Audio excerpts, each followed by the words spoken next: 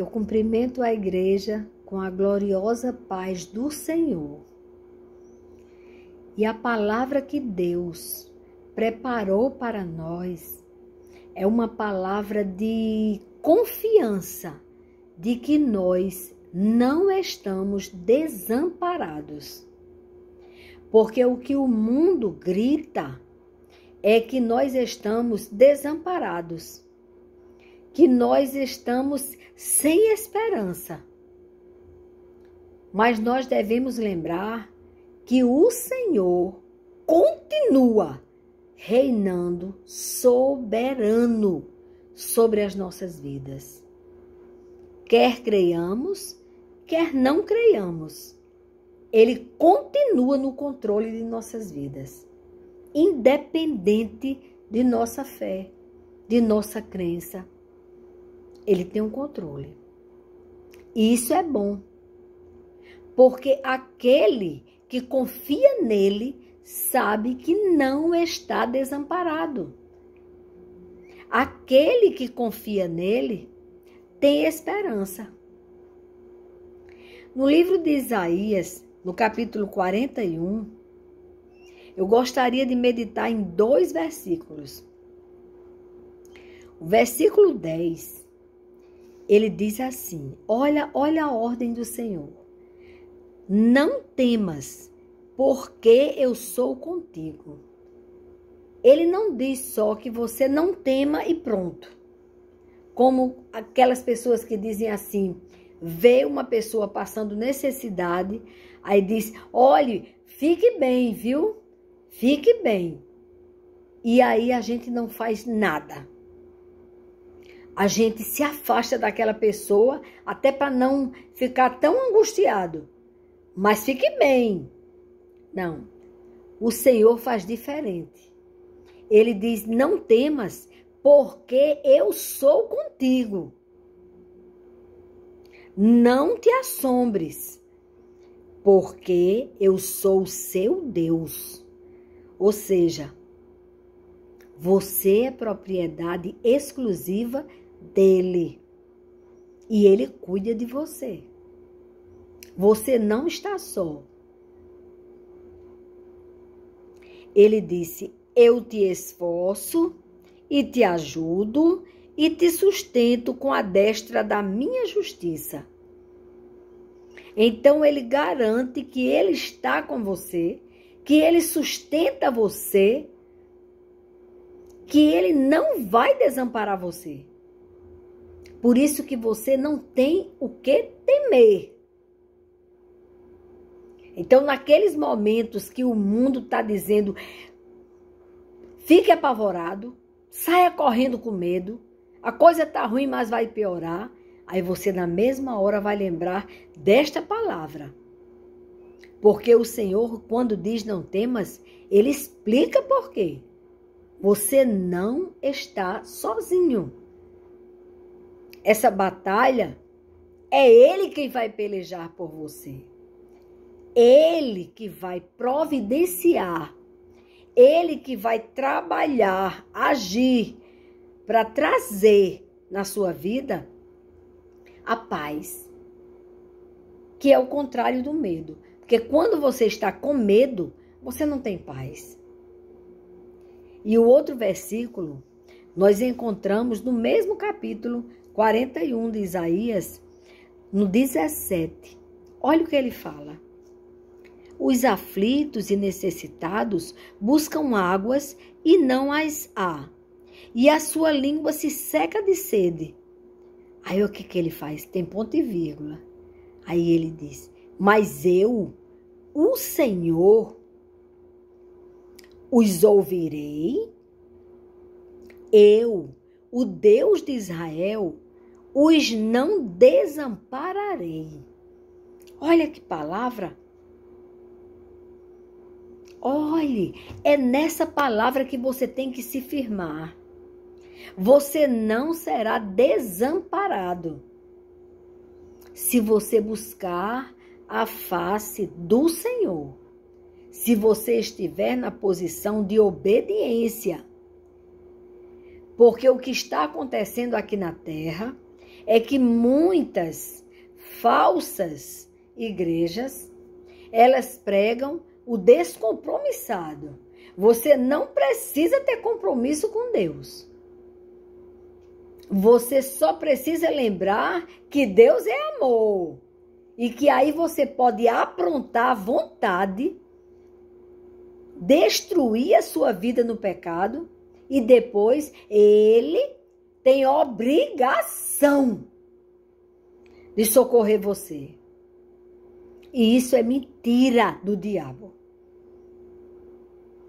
Você precisa buscar a presença do Senhor para que você encontre nele, e você não vai encontrar, mas nele, forças para você não pecar, para você resistir ao diabo, para que o diabo fuja de você. Isso é bíblico, é a palavra de Deus. Então vai nela, fica firmado nela. Não deixa que as situações, as circunstâncias te apavorem.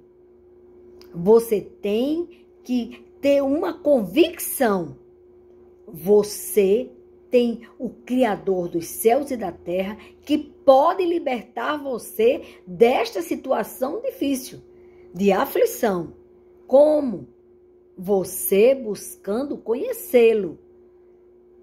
Você buscando a face do Senhor.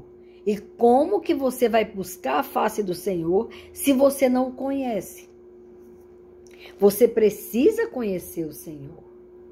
E você só conhece se você estudar as Escrituras Sagradas. Porque você precisa de usar as duas armas mais importantes contra as ciladas do diabo, que tenta te afligir. É conhecer a palavra, conhecer a verdade, e a verdade vos libertará. Quando alguém falar de mentira, você vai entender na hora. Essa palavra não vem do Senhor. Eu li a Bíblia Sagrada e não é assim. Essa pessoa está distorcendo. E a segunda coisa é orar. É falar com seu pai. É falar com aquele que disse: não os desampararei. Ele não vai desamparar você. Aquilo que te aflige, aquilo que está tirando o seu sossego, que está tirando o seu sono, você entregue a Deus. Troque o fardo. Assim diz o Senhor. Troque o fardo, entregue as aflições a Ele. E Ele vai cuidar. Se você crer, você vai ver a glória de Deus. Não importa a dificuldade. Por mais que pareça uma coisa muito difícil, não tem o que temer. Você entregou ao único que pode resolver. E você não pode duvidar daquele que fez os céus, a terra, o mar. Aquele que tem o controle sobre toda a terra. Aquele que tem o cuidado de te proteger. Você sabe quantas vezes hoje o Senhor te livrou da morte? Quantas vezes hoje o Senhor falou com você e você não deu ouvidos?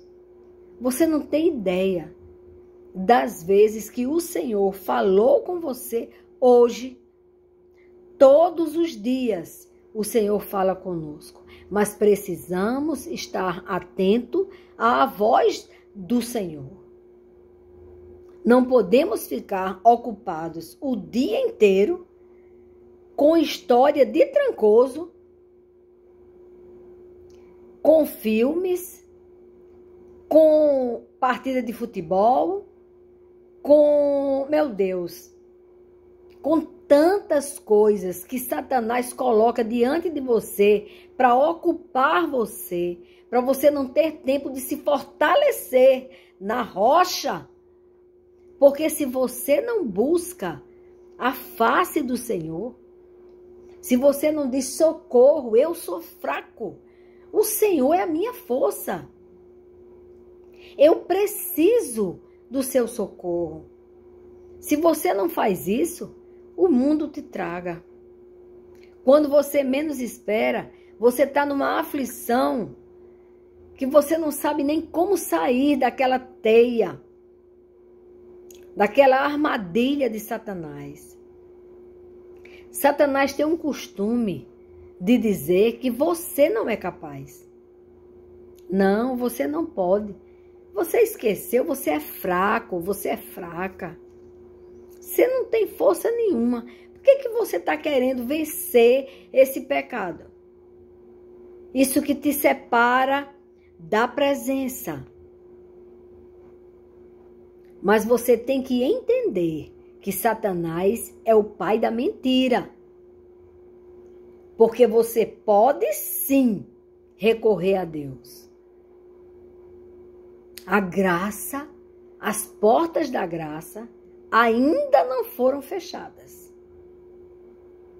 Agora, se você ocupa sua mente o dia inteiro com política, discussão da esquerda com a direita, da direita com a esquerda, as injustiças, as aberrações, as perseguições, você vai ficar com a mente tão desesperada que você não vai nem ter tempo nem condições de orar.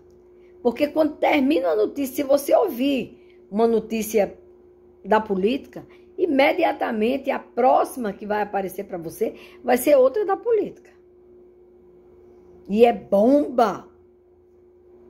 E não sai daquilo. Bomba. Mas não sai daquilo. E isso te dá uma frustração. Você começa a perder a esperança.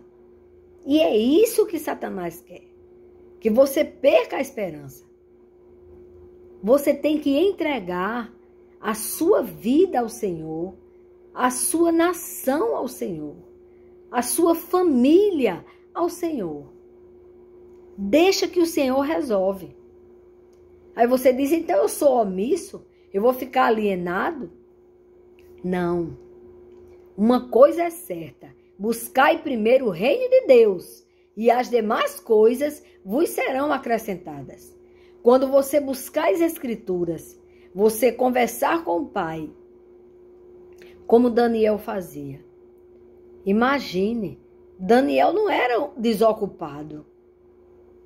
Daniel era um homem que tinha muita responsabilidade. Ele era o terceiro homem ali, o terceiro governador. Ele tinha que estar ali o tempo inteiro, cuidando daquelas coisas do dia a dia do trabalho. Mas ele não abria mão de buscar a face do Senhor, porque ele sabia que a solução dos problemas do trabalho dele estava em Cristo, a solução. Na verdade, estava com o Pai, porque o Cristo ainda não havia se revelado. Daniel é do Velho Testamento. Mas nós sabemos que Cristo, ele já estava com o Pai antes da fundação do mundo. Não podemos esquecer disto.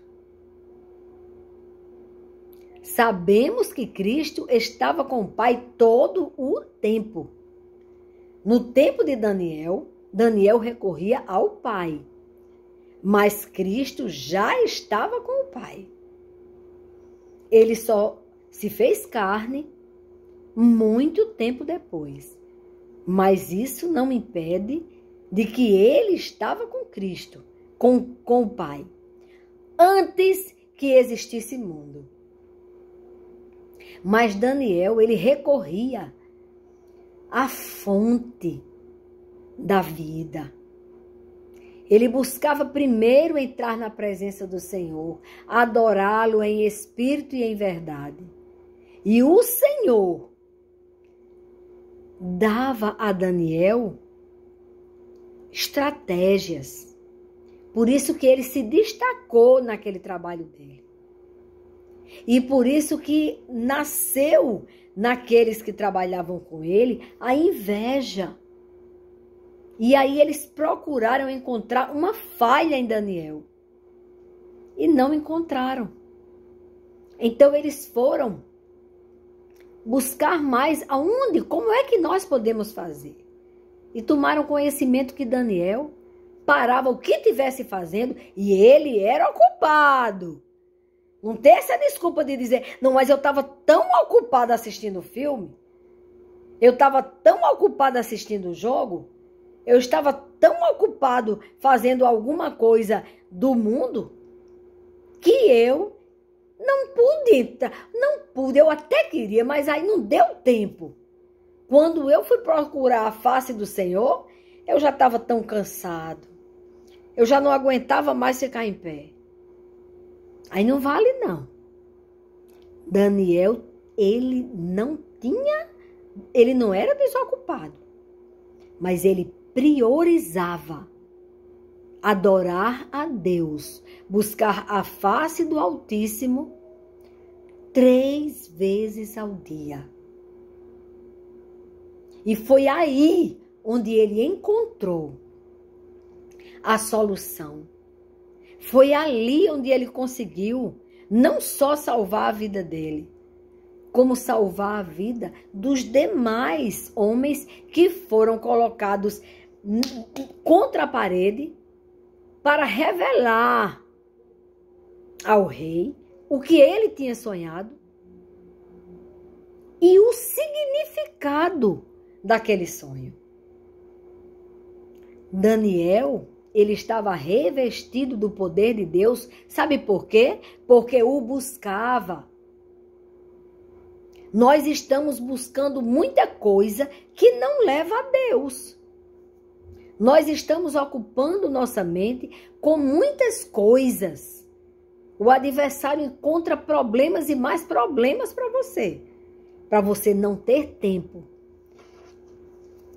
de entrar na presença do Senhor.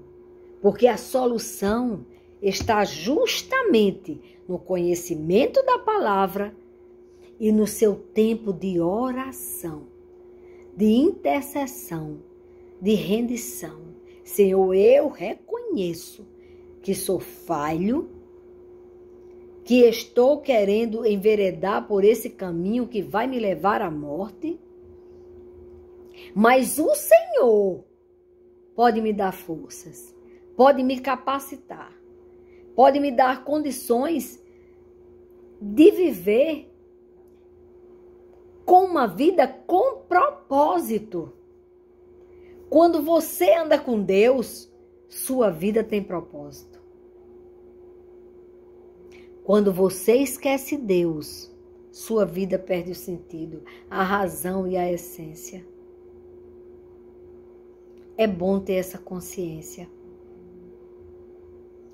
Você está aflito? Busque o Senhor, porque Ele disse aqui, mas eu, o Senhor, os ouvirei. Eu, o Deus de Israel, os não desampararei. Então, há remédio em Gileade? Há esperança nesse mundo louco? Ah, sim. Eu respondo com certeza absoluta. Porque o nosso Criador não vai nos desamparar.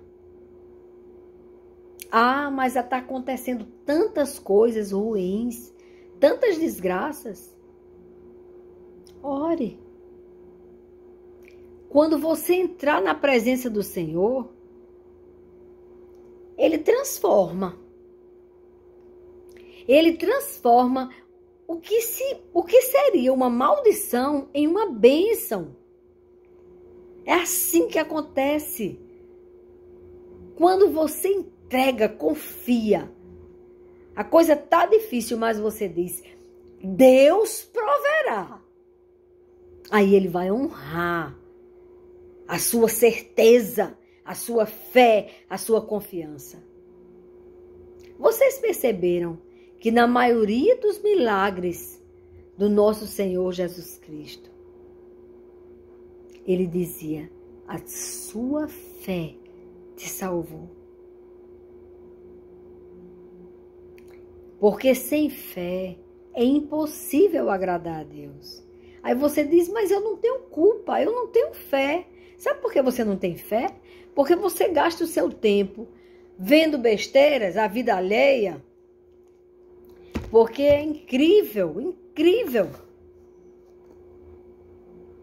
Eu não tenho nada contra os artistas, eu não tenho nada contra eles. Pelo contrário, alguns eu até admiro. Aqueles que não se venderam, aqueles que não se renderam ao sistema. Eu até admiro. Mas eu não vou perder o meu tempo precioso com o meu Senhor para procurar saber se fulana engravidou, se casou, se teve não sei o quê, se foi trabalhar numa novela não sei o quê. Novela, essa aí eu já descartei há muitos anos. Há muitos anos.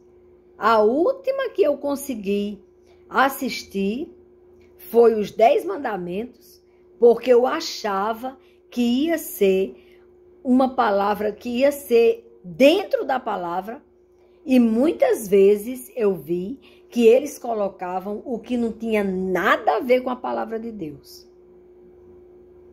Ele colocava uma parte que tinha tudo a ver, que era como a abertura do mar e o povo passando, com uma mulher, uma personagem que gostava de trair o marido, e ela estava traindo o marido num lugar onde tinha os deuses do Egito, as imagens que quebraria, imagens que não fala, que não vê, que não sente, que não tem espírito. Então eles colocavam aquilo ali e tinha aquela imagem e o casal se relacionando intimamente, e ao mesmo tempo ia para os 10 mandamentos, ia para a abertura do mar. E eu louca para ver Moisés abrindo o mar.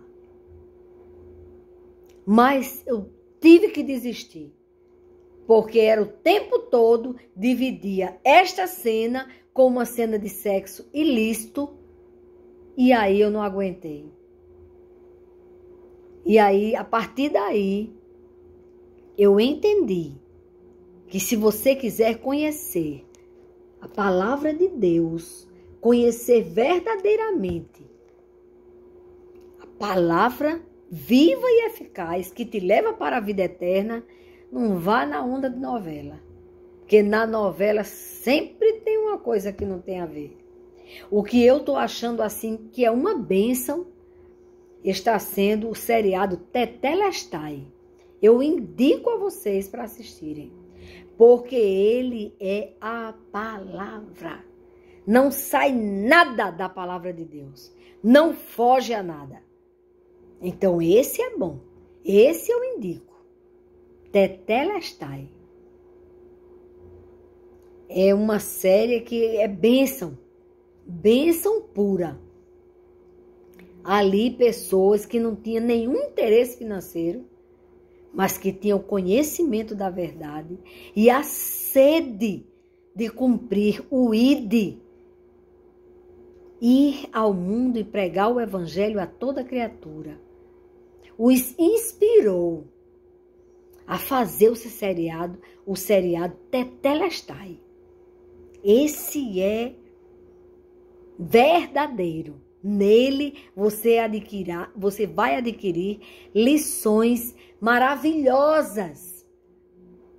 Vocês vão ver que grandeza, porque não foge da verdade. A palavra não pode ser adulterada, transformada, para encaixar, adequar ao pecado. Não pode, irmãos. Não pode, ninguém vai conseguir conquistar a vida eterna, morar naquele lugar que Jesus comprou com seu sangue, se não for santo. Devemos, e a santidade é um processo. Amanhã eu encontrarei mais forças em Cristo para andar em santidade. Depois de amanhã, eu tenho que subir mais um degrau. Entender que o mais importante é a vida. E a vida é eterna. Não é essa coisinha do mundo, essa coisinha passageira, fraquinha, não. Um dia desse, eu era uma menina.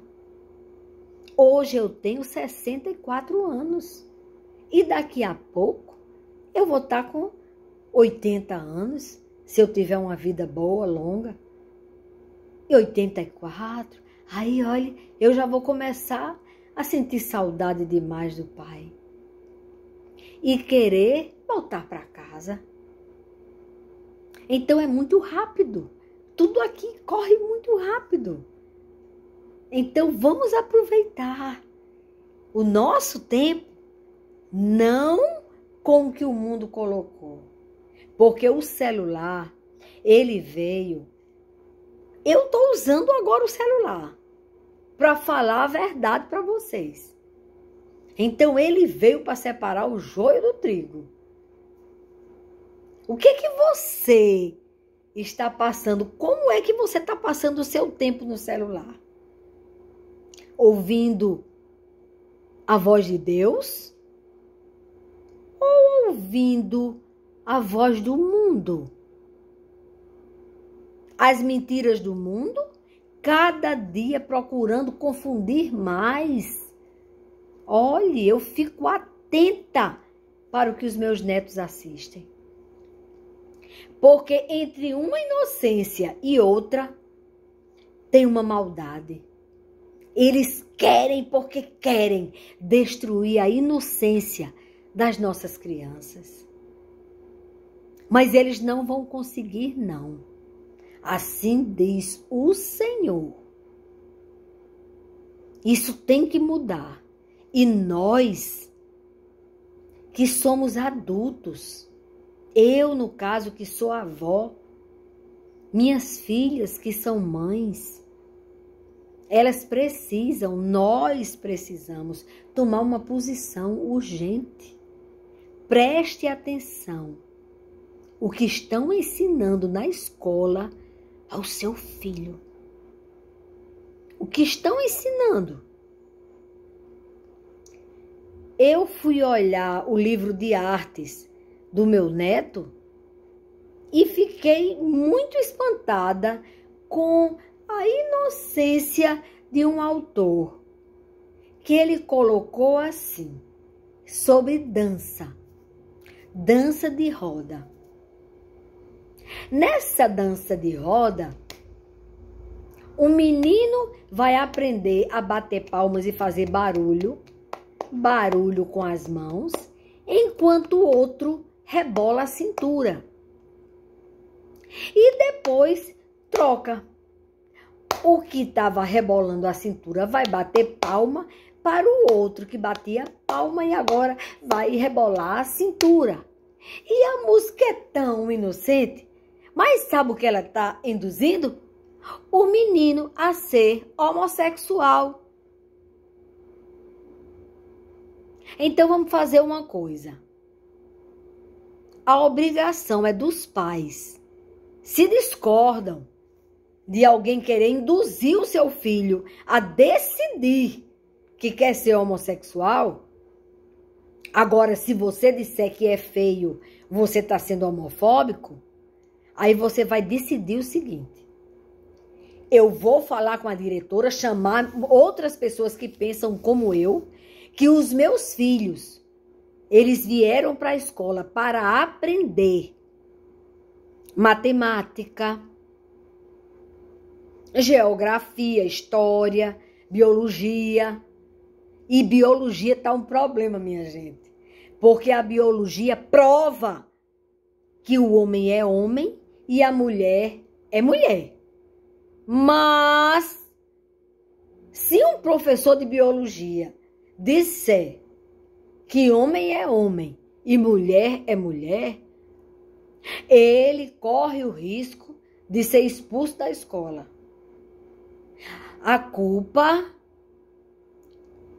vem dos pais. Eu acho que a maior culpa é dos pais. Porque na hora que uma escola fizer isso com o professor, imediatamente é para os pais chegar para o diretor da escola e dizer: quem vai falar sobre sexo para os meus filhos sou eu.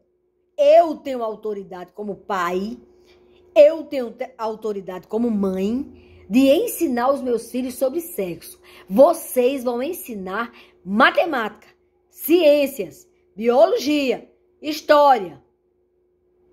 E não vai botar nas artes que antes você estudava sobre os autores de livros, autores de quadros, pintura e outras artes.